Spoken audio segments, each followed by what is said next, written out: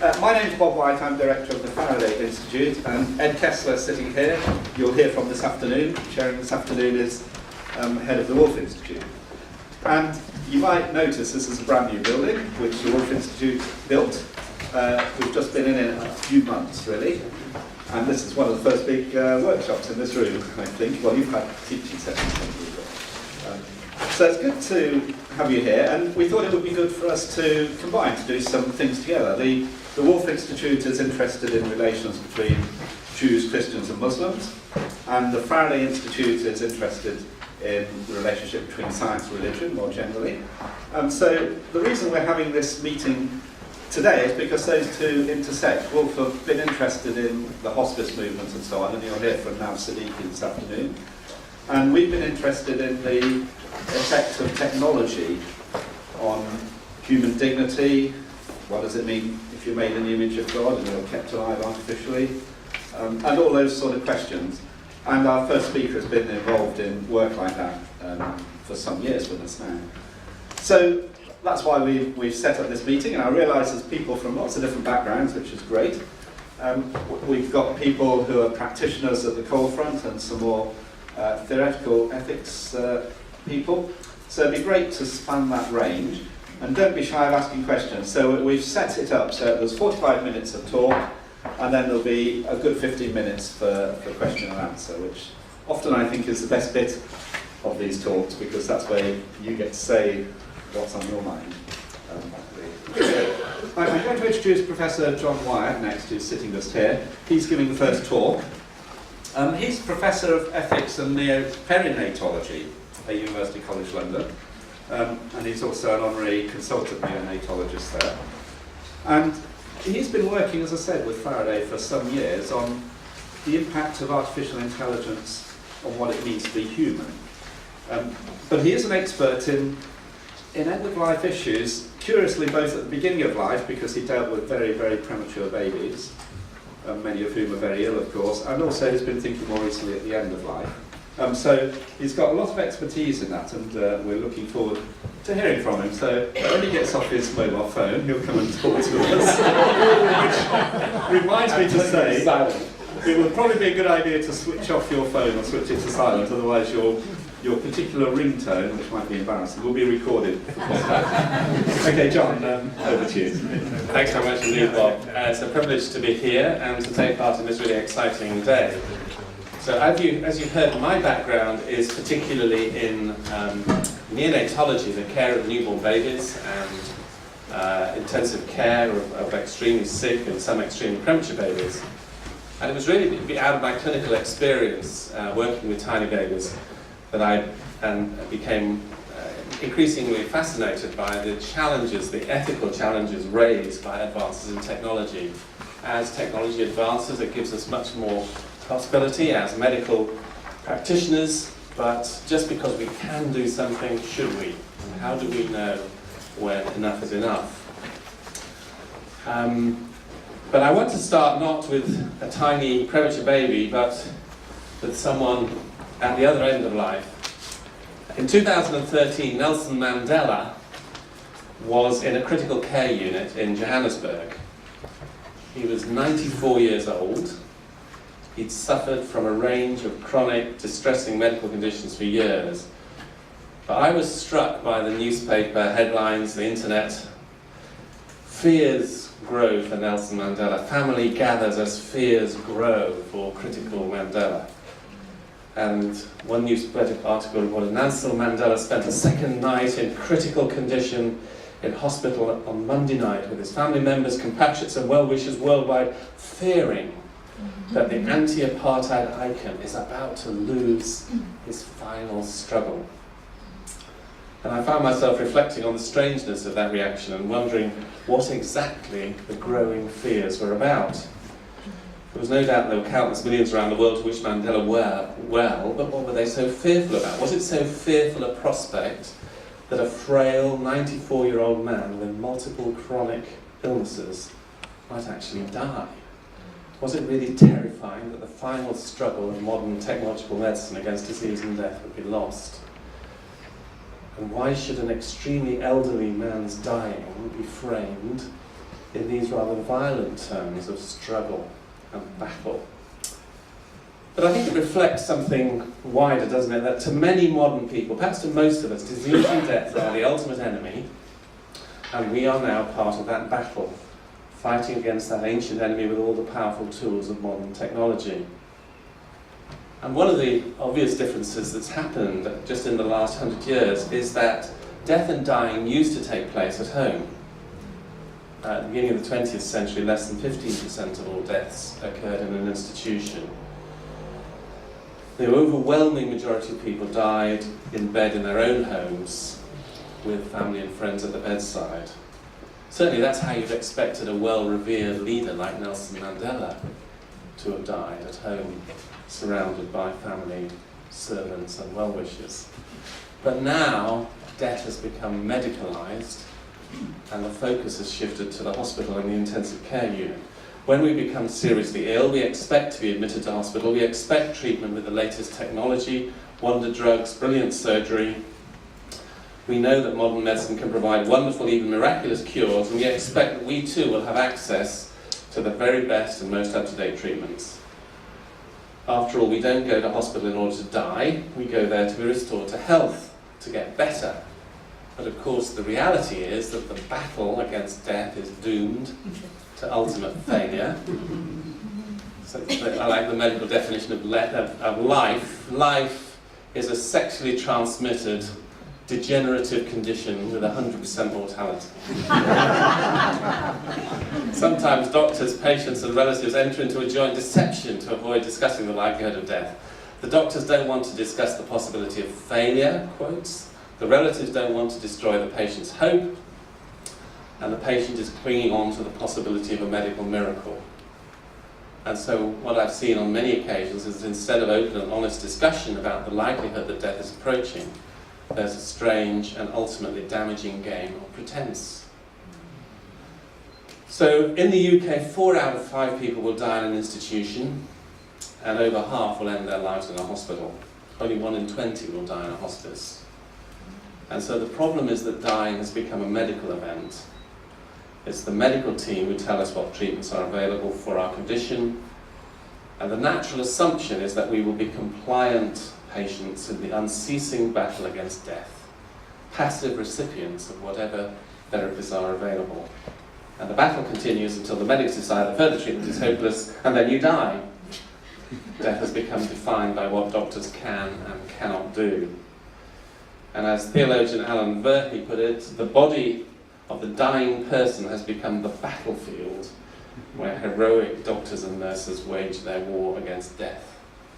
I find that a very striking image, isn't it? That the passivity and depersonalisation that modern medicine can foster. The unique person with all the wonder and mystery of their life history, their loved ones, their joys and sorrows, has become invisible. Instead, there's just a body and an unceasing battle between medical technology and death. So there seems to be an epidemic of medical over-treatment spreading across the world. And it's interesting to try to reflect on what are some of the drivers of this. Sometimes it seems to be driven by medical arrogance and machismo. Sometimes there are perverse incentives for doctors and for hospitals that reward expensive but futile and burdensome treatments. You can certainly see that in privatised health systems, such as in the States, where, to be honest, patients at the end of their life are an enormous money spinner. They generate huge profits by giving futile and unnecessary treatments. Sometimes medical overtreatment is driven by doctors' inexperience. Sometimes it's fear of litigation. But even very experienced doctors may persist with overtreatment because of a sense that death represents a failure of medical skill and professionalism. Sometimes it's driven by relatives. I think very often it's driven by relatives who demand that every possible treatment be given to their elderly loved one, and who sort of collude in a denial that death is inevitable.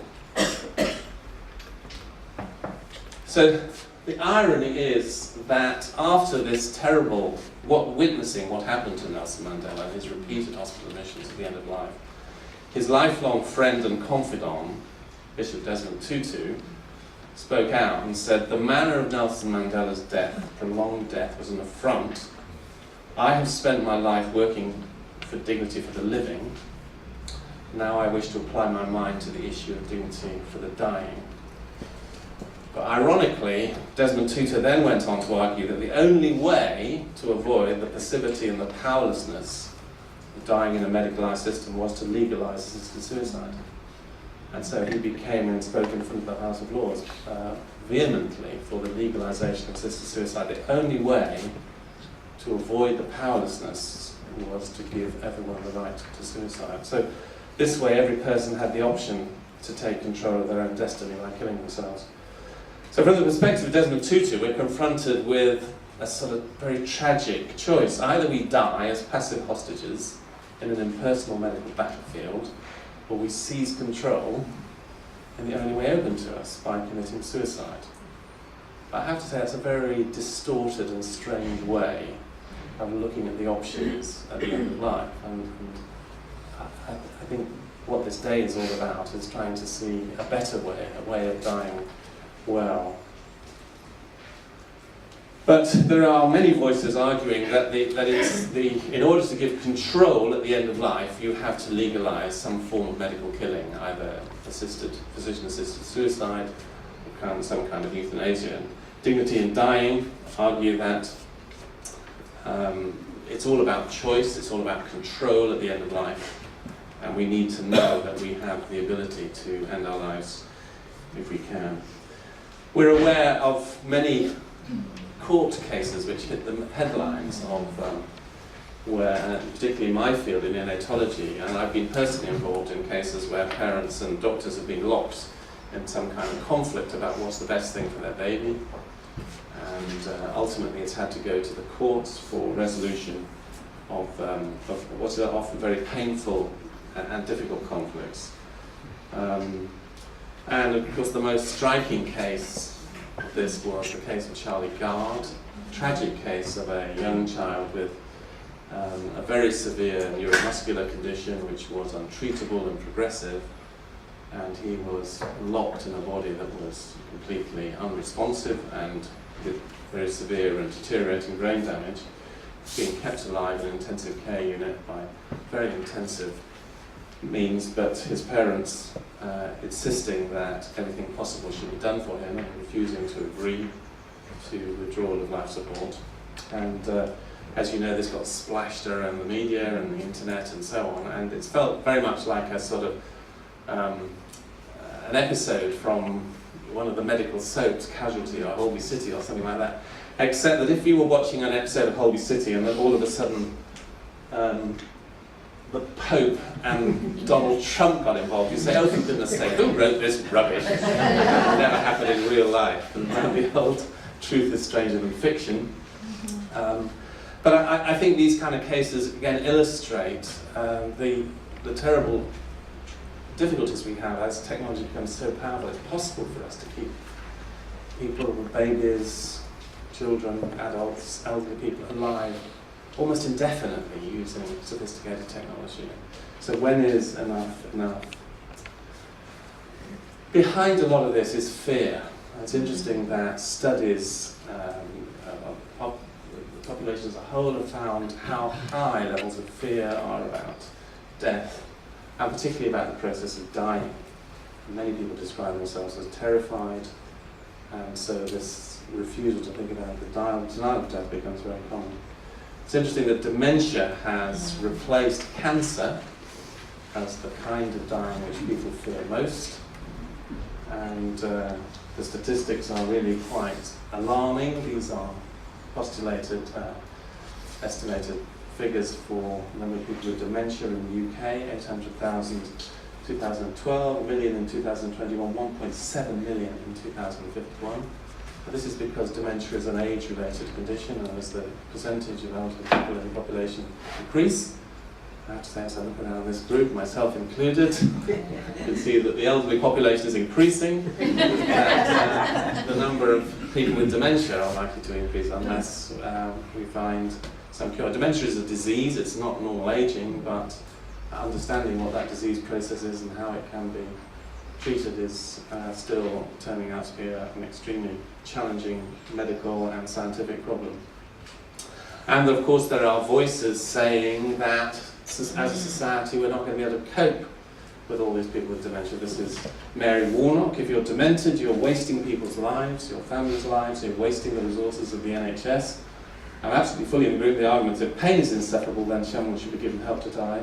But I feel there's a wider argument that if somebody absolutely desperately wants to die because they're a burden to their family or the state, then I think they too should be allowed to die, by which she means they should be killed, given lethal injection or lethal medication.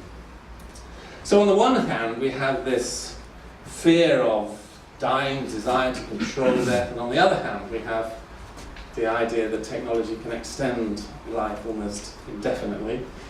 And there is now a very significant amount of scientific research going on into trying to understand the process of aging so that it could be reversed in some way. There's a lot of interest in telomeres, which are little pieces of genetic code at the end of the chromosomes, which seem to be a mechanism for limiting the amount of cell divisions that can occur. People are thinking if only we can find how these telomeres work and switch them off and change them in some way, then it would be possible for cells to divide indefinitely, and that the aging process in some way would be limited or restored or even stopped completely. And this rather secretive company, Calico, is actually owned by Google, and Google are putting in very significant sums of money, with the goal being we're tackling aging. And so it's interesting that the whole sort of Silicon Valley, West Coast way of thinking sees aging and death as the ultimate challenge, and in Silicon Valley think there has to be a technological solution. Whatever the problem is, technology will provide the answer if we can throw enough dollars and enough human ingenuity at it. And so there is a very considerable effort coming out of Calico. Perhaps one of the most bizarre and tragic is so-called cryonics, which is the idea that you can have your body inserted into liquid nitrogen and death in the forlorn hope that each of these vats consist of bodies. If you go for the sort of platinum version, you can have your whole body frozen. If you go for the rather cut price version, you get you're decapitated and only your head is preserved, and you just hope that someone is going to keep the liquid nitrogen going in the hope that sometime in the future someone's going to come along and resuscitate you. But I think one of the other striking things that I've noticed is that many technological thinkers express a form of disgust at their own human embodiment. And the sort of stuff that you can read, it's ubiquitous in science, popular science journalism, is this kind of thing. We are pathetic, ludicrous, laughable bipeds who are only fit for survival on the African savannah. Our bodies are a pathetic hodgepodge of partly functioning biological engineering, which is subject to frequent breakdown and inexorable decline.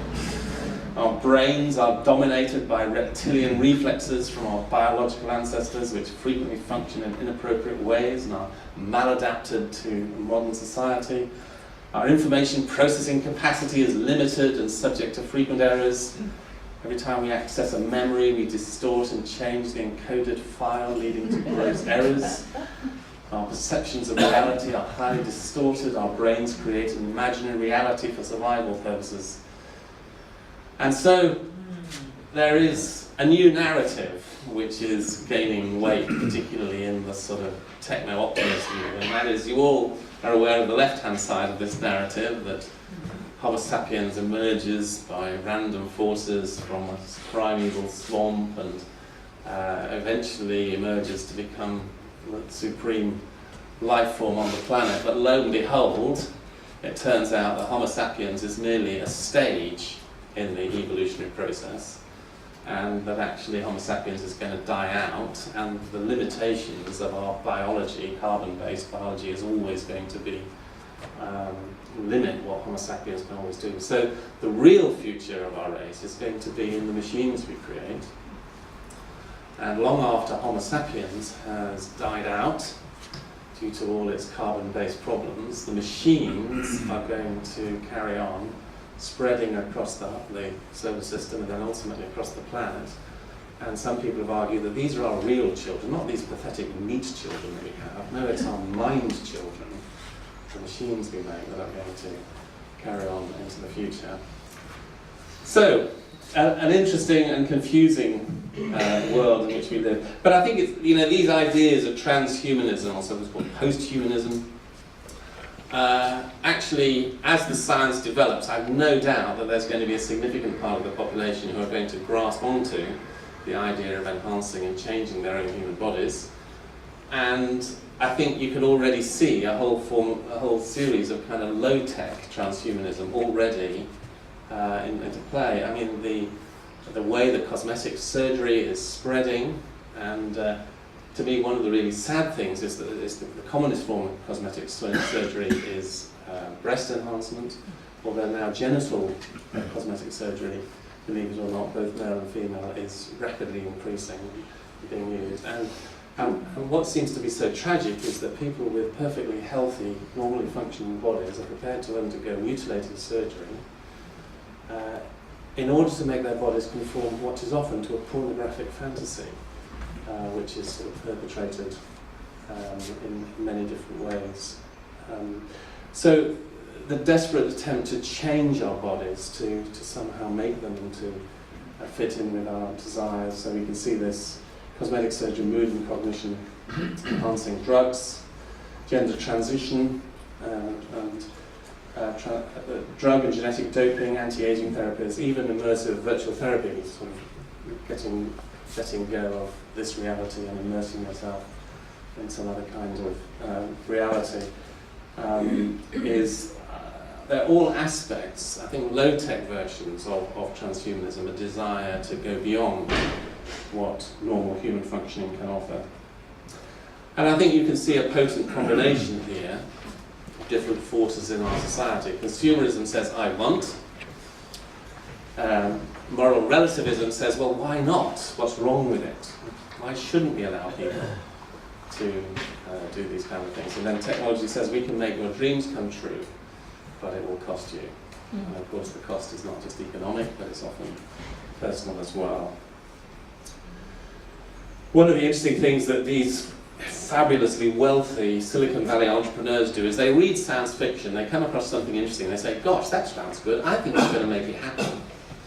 So Elon Musk, who's been in the news recently, a very astonishingly successful entrepreneur, brilliant person, read in science fiction about the idea that you could have implanted underneath your skull a lacework of wires which would then mesh into your body, into your brain, and provide a sort of extremely powerful connection between the human brain and computers. And lo and behold, Elon Musk has decided to make this thing called neural lace, and having millions of connections between brain cells could make a very, very powerful connection with computers.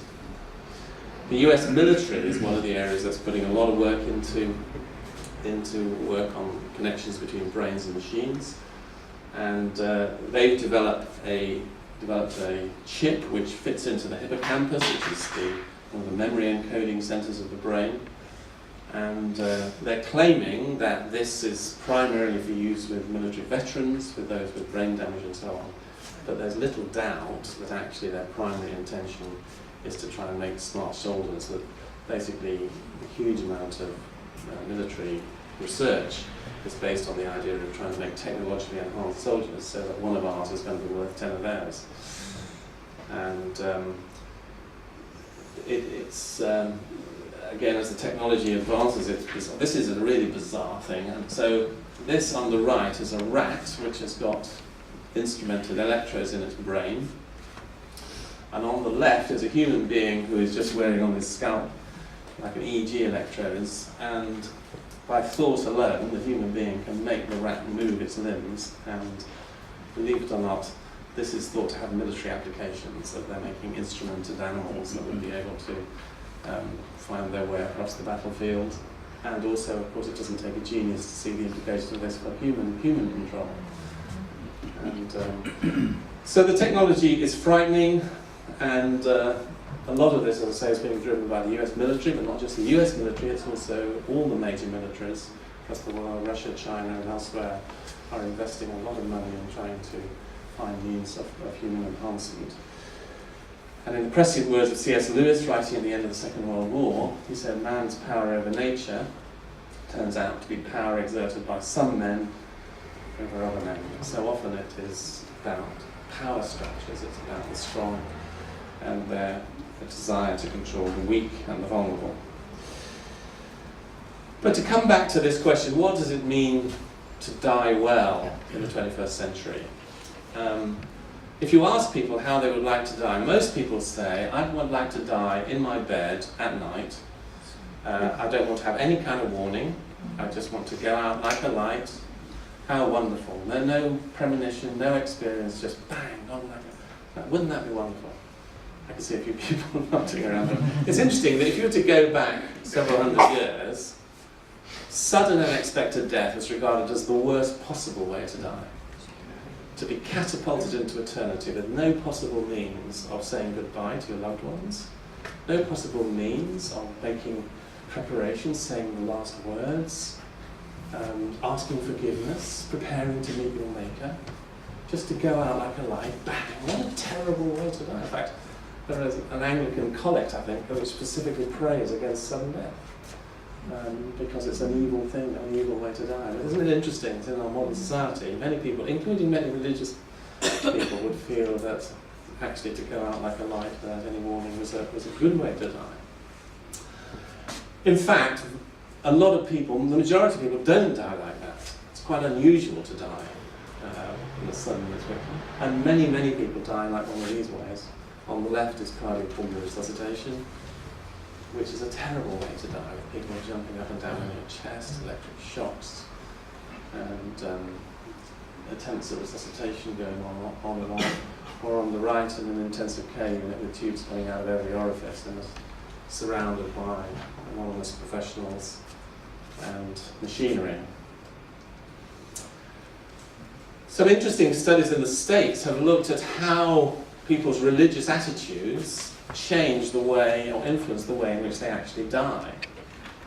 And more than one study has shown, at least in the States, that people who use, quote, religious coping as a way of dealing with their own, understanding their life and their death, that positive religious coping was associated with increased preference for heroic medical treatment, lower rates of do not resuscitate orders, and increased use of intensive life-prolonging care for the last bit of life. So paradoxically, it seems that being religious, quotes, doesn't necessarily mean that you are going to be happy to say enough is enough. And when the investigators delved down deeper into these, as to why, they found a number of different reasons, but the two most prominent seem to be, first, well, you have to have every possible treatment, because otherwise that's euthanasia, isn't it? And euthanasia is wrong. And the second explanation was, well, I'm trusting and believing and hoping that God's going to do a miracle and heal me, and if I'm actually having faith, then I have to have every possible treatment to give God the very best chance of doing a miracle. And I've had the same kind of conversation a number of times with religious people whose baby is dying, and who then insisted on having intensive care right to the end. So these kinds of arguments are actually common, and they indicate that we need more thoughtful approaches to the whole question of what it means to die well. And I was reading a book by Rob Moll, who's an American writer, and he said that the most common Bible verse, he was quoting a funeral director in the States, he said, the most common Bible verse that families put on funeral announcements or read at services is, I have fought the good fight, as in 2 Timothy. Except they're not talking about spiritual things, they mean this person tried every medical option to stay alive. Paul must be, wondering at the use of his epistle. But it does again reveal something, doesn't it, about this battle narrative, fighting the fight to the bitter end. So I've been trying to write a book actually called Dying Well, which is going to come out later this year. And one of the things I've been trying to do is to see it go back to the medieval tradition of the Ars Moriendi and say, is it possible to translate some of this into practical relevance in today's technological world? The Ars Moriendi were documents that were started circulating in the 14th century at the time of the Great Plague and other times. And Europe in the 14th century was a very frightening and dangerous place, and particularly with plague sweeping through. And the great fear about many of the believers at the time, principally the Catholic Church, was that they would die without the presence of a priest, because death would just come very rapidly. And so these self-help documents started circulating, many of them with woodcuts, with pictures of the dying person, and with demons tempting them, and so on. But as somebody has put it, this was like dying for dummies. It was intended for lay people. It was a self-help approach. And it's interesting that it was formulated, it started off with what was called a commendation of dying, an interesting and almost bizarre idea to modern people, but perhaps we'll come back to that. But it then focused on 5 temptations which dying people would be exposed to. And for each temptation there was a corresponding virtue. And it's interesting to look at these, that there's the temptation of doubt, the virtue of faith, the temptation of despair, the virtue of hope, the temptation of impatience, by which I think is meant petulance, anger, and so on, and the virtue of love, the temptation of pride, and the virtue of humility, the temptation of greed, and the virtue of letting go. And I think that each of these temptations we can see, it's an interesting way of trying to help somebody who's facing their end of life see what some of the challenges that they may face, and how both, not just they as an individual, but also how we as a faithful community can help people as they face some of these challenges and temptations. And of course, like all temptations, not everybody is affected by all the temptations. Some people were more prone to some temptations than others. But I think there's deep wisdom here which we can try to rehabilitate and make available for 21st century, particularly Christian believers, that this ancient tradition can be rehabilitated. And I know there are a number of people who are attempting to do this, and I think it's a very valuable and interesting approach. I would like to add 2 additional temptations which ancient people were not, the medieval people were not at risk of, but I think moderns are. The first is the temptation of the denial of death and the virtue of acceptance. And the 7th is the temptation of self-reliance and the virtue of dependence. So I think that much of what we were talking about before, about the medicalization of death, a lot of this represents a temptation to deny the reality of death, to try to pretend it doesn't exist, to push it away through technology. But actually, accepting our mortality, accepting that this is part of what it means to be human, clearly is something which, as modern people, we struggle to accept, but it's something we need to learn the wisdom of the past. And for dependence as well, I think that one of the greatest fears for modern people is the idea of ending your life dependent on others, on requiring to be washed and cared and fed for. And yet, dependence is not an alien, subhuman, undignified condition. It's part of the narrative of every human life. Each one of us comes into this world utterly and totally dependent on the care and love of others. And the very fact that you're sitting there and looking reasonably together tells me that when you were born, somebody loved you. Somebody cared for you. Somebody washed you. Somebody kept you warm. Somebody wiped your bottom. And it's part of what it means to be human. And then we go through a phase when other people depend on us.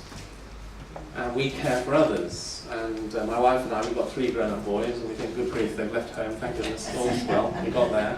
And then the phone rings, Dad, can you put £1,000 in my account, Dad? So this period of dependence, when other people depend on us, we've now got boomerang children living on the top of the house, you know, our son and his wife. So this period when other people depend on us seems to go on for an awful long time, but you know, most of us are going to end our lives utterly dependent on the love and care of others. And this is not some terrible evil thing. Actually, it's the part of the narrative, it's part of the story of humanity.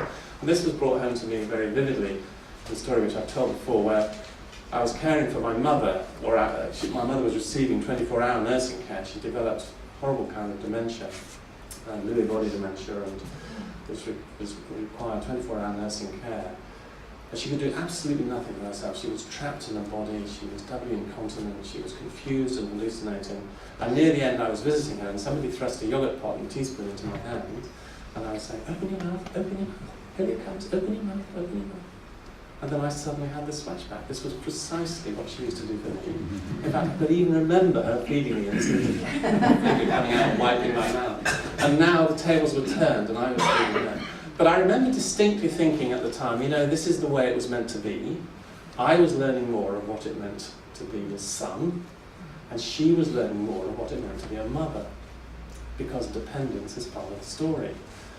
It does seem to me that that message, which is just imprinted burdens outweigh the benefits, then our primary responsibility is to stop the treatment, because treatment then becomes a form of abuse and it becomes damaging.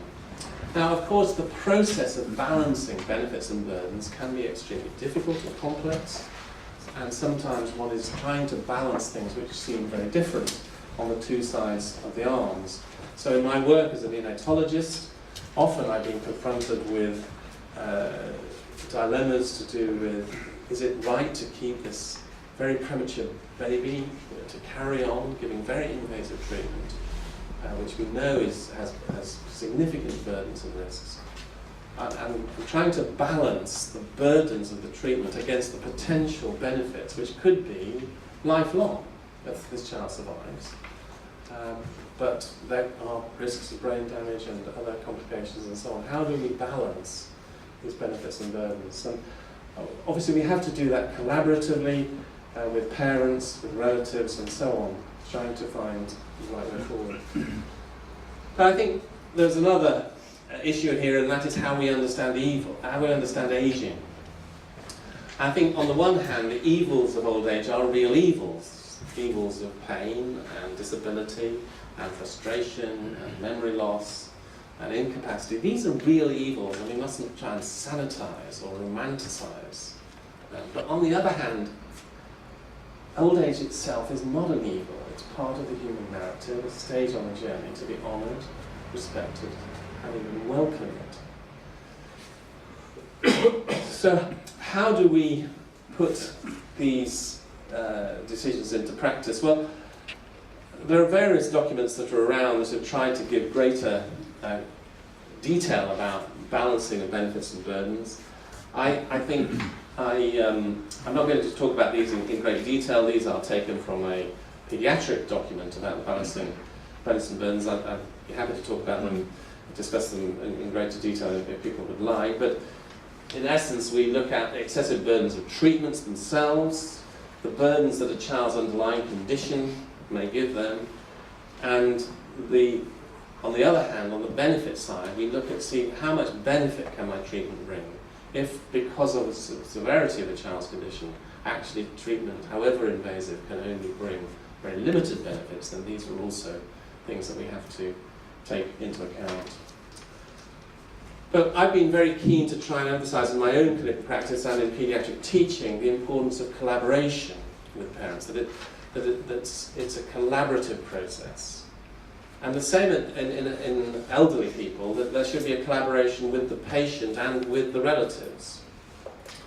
And I like the idea of an expert-expert relationship, that we, the health professionals, are supposed to be the experts in terms of treatment options, the likely consequences, disease processes and so on. But patients and parents are also experts. They're experts in their own life history, in their own philosophies and beliefs and things which are important to them.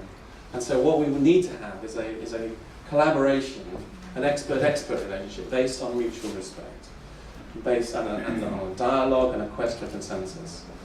And the expertise which we as health professionals have to bring to the table, it should not be just technical proficiency, but it should include humanity, compassion, wisdom, and ethical integrity. And Cicely Saunders, of course, has been a wonderful example of innovative, creative thinking of care at the end of life. And I once had the privilege of sitting next to a very well-known peer, medical peer, who in the 90s had been leading a committee on whether or not euthanasia should be legalised in the UK.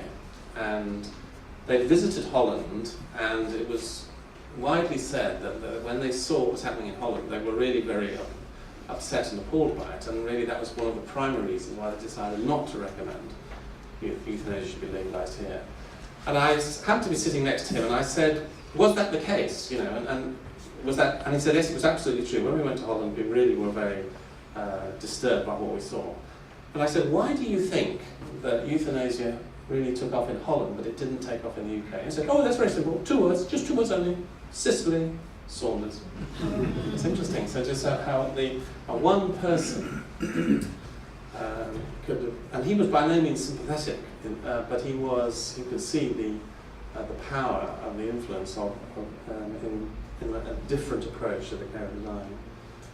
And so Cicely Saunders sort of pioneered, with other pioneers, a whole different way of caring for dying people, in which the intention was neither to accelerate or to impede the dying process, to allow death to occur naturally, but to focus on maximising the quality and the intensity of the life that was available.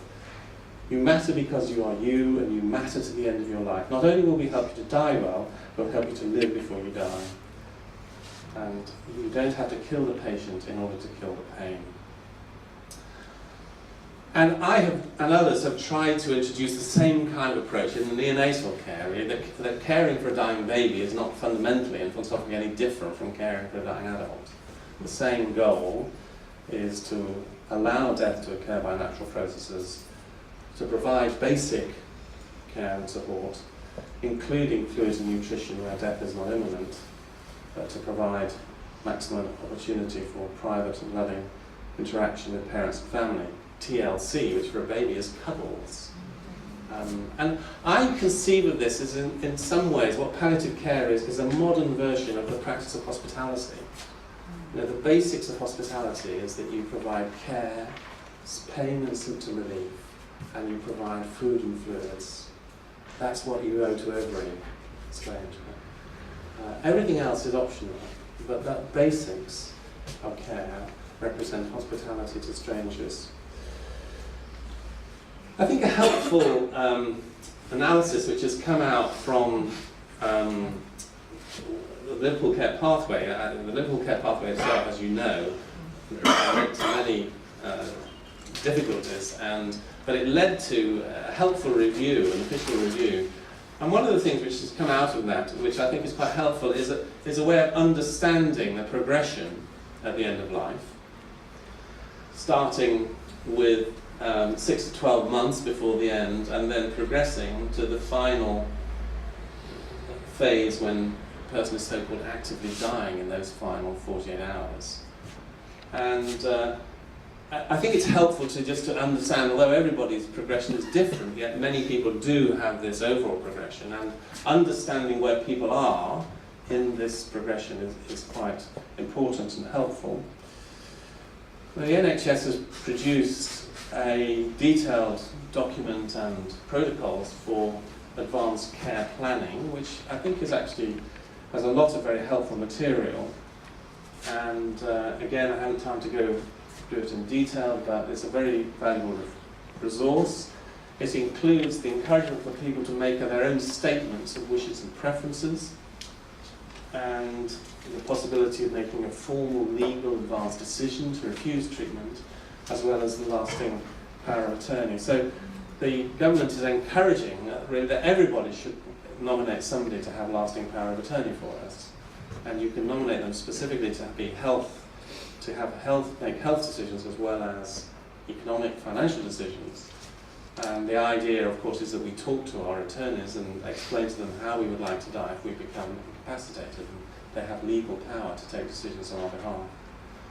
Similarly, we can make formal documents called advanced decisions to refuse treatment, although my own belief is actually these have much more limited value. Atul Gawande has written a very helpful book, Being Mortal, which I recommend, and he particularly highlights two groups of questions which everybody should be asked as they're facing the end of life. The first group of questions is, as you look to the future, what are you most worried about? What are your greatest concerns and fears? And it's interesting that the fears are often surprising. When you actually ask people to talk about their fears, it's actually helpful to recognise what their fears are, but they're often quite surprising. For some people, the greatest fears are of medical overtreatment, excessive burdensome intervention. For others, the greatest fears are of medical abandonment and death from neglect and dehydration. So I think that we need to understand each unique person's fears and try to engage with them and help them to have a dialogue with the health professionals, so the health professionals understand what people's deep fears are. One of Cicely Saunders' most profound insights was the concept of total pain, that people facing death didn't just have physical pain, they also had psychological pain, they had relational pain, and they had spiritual or existential pain. And that very often it's these other pains, the relational and spiritual pains, which are the most profound pains, and that where physical pain doesn't seem to respond to morphine and powerful opioids, the reason is usually not because of a medical failure. The reason is because there are other sources of pain, deep spiritual or existential or relational sources of pain, and those are the sources of pain which need to be identified and addressed. But I like this quote, which also comes from the hospice movement. Suffering is not a question which demands an answer. It's not a problem which demands a solution. It's a mystery which demands a presence. Ultimately, we can't solve every aspect of suffering, but we can be there. We can be a presence with people who are suffering. And Joseph Piper says, love is a way of saying to another, it's good that you exist. It's good that you're in the world. Palliative care is a way of saying to dying people, not that we want to bump you off, but actually it's good that you exist.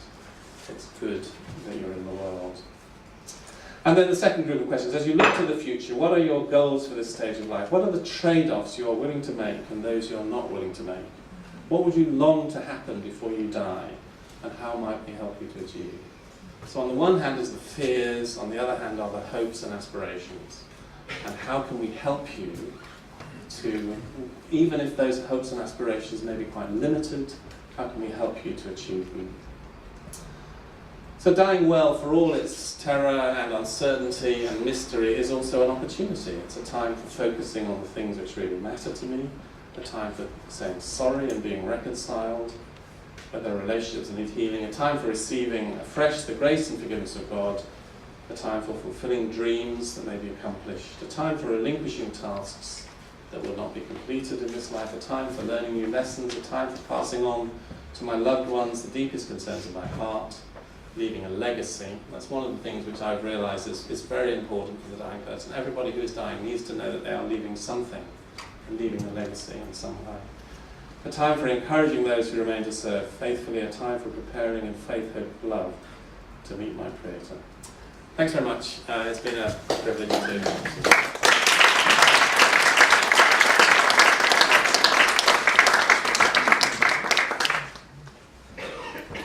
Thank you, John. Well, we do have plenty of time for questions or comments, and copies of that book you just flashed up are for sale over there, if you want to pick one up and talk over lunch. So, who'd like to start with questions or comments? It's always hard being the first one, isn't it? Can you speak? Is it helpful to speak into this? It would be. Okay. You seem to touch upon Just sorry. You seem to touch upon the idea of life being taken, and you also touch upon gently the idea of life being surrendered.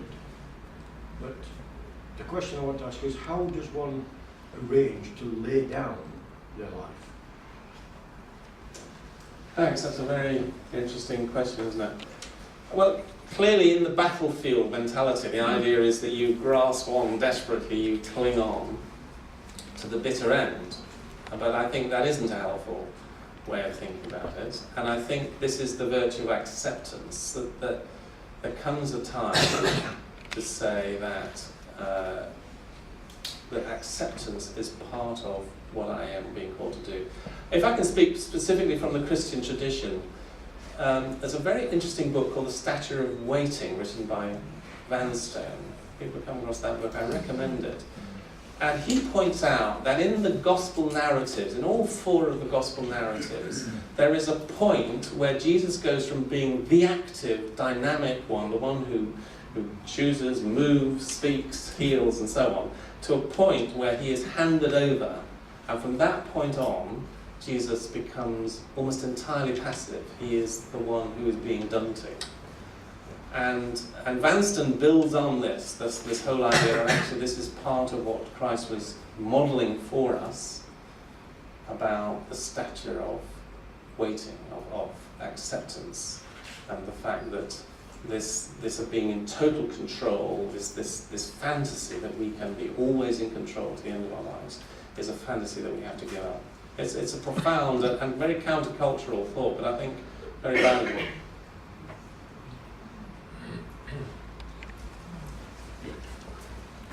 You can pass that back, can you? Thanks. I'm just going to come from a palliative care perspective at Palliative Hospital, and just a vast amount of, we talked about learning, medics learning from patients, just so much that I've observed in people's culture. So the family's culture, so we're taking it that the beloved person in the bed has a family around them, what the culture of that family is and how they've spoken about things ahead of this time and how they've come to their own thoughts makes such a big part of the puzzle of how this turns out, usually, if we can hope for a good death. It's all about the work that's done within families and all of us outside the hospitals. And if we haven't done those conversations ourselves and come to some sort of idea of what we'd want in the future, then that turbulent journey, that storm, that battle, whatever we've described it as, can change so dramatically because we're in the hands of the medics. I am a medic, so I don't apologise for that, but you know, it's about, my privilege is to walk with people at this time and to see so much good done by families talking about these things, about what they want ahead of their time, and I couldn't emphasise that enough really. And I think we need to help the medics know when to let go because they find it so difficult. Thanks very much. And yet it's extraordinarily difficult to have those conversations, isn't it? I mean, I think, you know, we all know in theory we ought to be having those conversations, but actually, you know, I know in my own family with elderly relatives how extraordinarily difficult it's been. In fact, I got my elderly parents-in-law to read the manuscript of this book on dying well to give as a sort of as a means to encourage having a conversation. Yeah.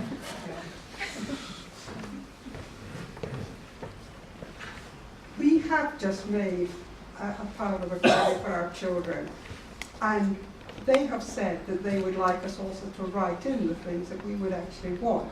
And I'm very unclear about what things you can suggest you don't want done at the end of life, and what how to draft a simple document. Yes, thanks very much. Well, these are not easy documents to write, and I think that the problem of writing, I don't want this, I don't want that, I don't want the other, is that it's very difficult to predict what actually the situation is going to be. And it's possible for you to write, I don't want this, And for the medics to say, well, she said she didn't want this, when actually the medical situation that's being applied is completely different from the one you imagined. So I think, in general, what's most helpful is to write positively about what you positively would like. Yes, you can talk about that. I mean, so these two questions. What are you most frightened of? What do you not want to happen when you're dying? And secondly, what do you really want to tell people, this is what I want to do, positively? And that is not just the medical things, it's about who would I like to be there, where would I like to die, who would I like to be there, what kind of values do I want the medics to take into account when they're trying to decide whether or not to give you treatment? And what are the things that really matter to you? What are the, I'm very frightened that I might end up dying of dehydration or something like that. So then say that, and then say, I want to, if there's a question, I would much prefer to receive medical treatment with fluids or whatever. Or it may be, I'm very frightened of dying in an intensive care unit with tubes coming out of every orifice, and I'd much prefer, if that was the thing, to be transferred home and to be able to die at home rather than die in hospital. Those are the kind of general statements of wishes and preferences, which is actually very helpful for medics when it's written down like that. But it's also actually very helpful to discuss it with your children and let them know what are the things you're worried about and what are the things that you really would like to happen. Thank you. Just a practical question, why is hydration such a problem? It's a very complex issue, this issue about what's called medically assisted hydration and nutrition. What everybody knows that when people are dying naturally of a pathological process, such as cancer or pneumonia or something like that, is that people stop eating and drinking as you approach death. And most people don't experience particular thirst or hunger. It seems as part of the process of the body shutting down is that the normal desire to drink and eat is lost. And also there is physiological evidence showing that you don't actually need much in the way of fluid. And as the body is cutting down, the body doesn't need much in the way of fluids. And so there is evidence that if you say, well, this person stopped drinking, therefore we have to put up a drip, we have to push fluid into the body, you do actually often create medical problems with fluid overload because the body doesn't need the fluid, but now you're saying, well, you're jolly well going to have the fluid. On the other hand, even if people don't need much in the way of fluid, they may experience thirst, and of course if they do experience thirst, we should do everything possible to help people overcome the experience of thirst. It may be that their body can't tolerate much in the way of liquids, but things like ice cubes and mouthwashes and lemon and lots of ways can help people to overcome this experience of thirst, even if the body isn't able to tolerate taking fluids. But I think it goes back to these. Unfortunately, the Liverpool Care Pathway, which was a well-meaning attempt to take the wisdom that had come out of Cicely Saunders and the palliative care movement and apply it into a standard NHS hospital where you had inexperienced medics and nurses, often with very little experience of caring for dying people, trying to work out what the best thing to do was. And they produced this very complicated tick box approach, which sadly just didn't work, and there were some terrible examples where inexperienced people were saying, well, it says no eating, so they can't eat. No, can't drink, can't have anything, just terrible things going on. And I think that has led to a lot of fears, understandable fears, that people are going to get dehydrated to death, and so then people are demanding, insisting on having invasive treatments, nasogastric tubes, drips, fillers, and so on. So I think these are complex issues. What you most need is a good dialogue between experienced doctors and nurses and relatives and patients, together deciding what is the best in each individual case. I was going to say this will be the last question, I think, because then we should get on. There's two questions here. I saw your hand first. John, that was a brilliant paper. But you set yourself the question, when is enough enough? I'm not sure if you answered it. What you did was you provided this incredible context about how one might go about answering it in today's technological age, but I don't think you did. And I'm just wondering if you can.